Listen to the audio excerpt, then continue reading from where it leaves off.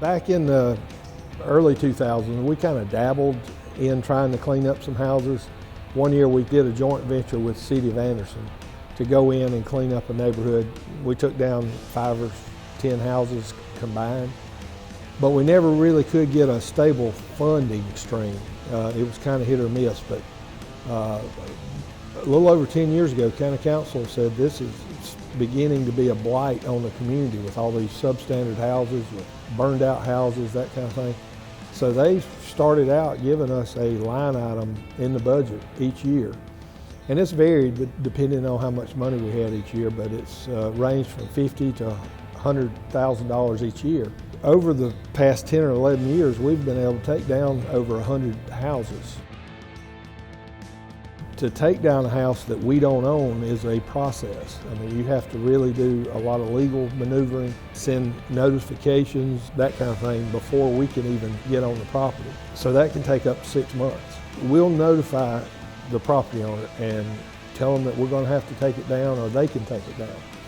If they choose not to do it on their own, we will do it, but the cost of taking it down will be added to the property as a lien. So if they ever go to sell it, we'll get our money back that way.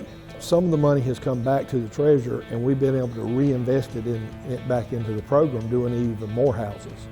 This past year, we got another $100,000, and we're going to be able to take down about 8 houses, or we hope to. We kind of break it up in phases. Now that we're a government agency, if we touch it, we have to remove all the asbestos and have it handled separately. That's added a significant cost to it.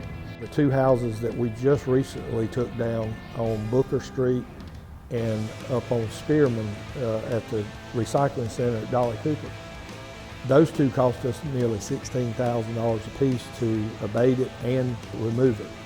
That's one reason that though the private property owner should really consider doing it on their own when we contact them, because they can do it probably maybe not 50% less, but they can do it significantly less than what we have to pay. Depending on where it is, the cost of hauling goes up. There's several dump truck loads to haul it off.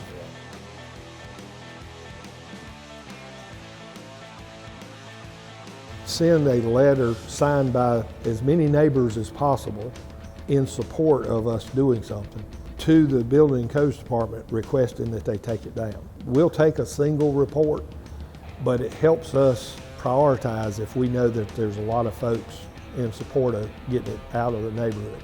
We do have a limited amount of resources. There's houses out in the rural areas right now that are dilapidated worse than most in the neighborhood. But those don't bring down property values like the ones next door do.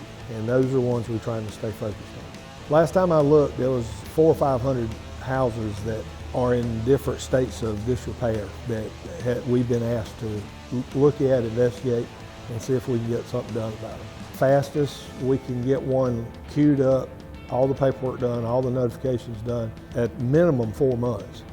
But I've seen some, like the more recent one on Booker Street, it can take a year or 2 before it can be actually taken down. We've had some houses in the backlog list that's been there for 4 or 5 years that we just haven't been able to get to. So it's just a matter of resources. And I don't recommend going out and spending every penny we got to do them all at once, but at least we're making progress doing a few each year.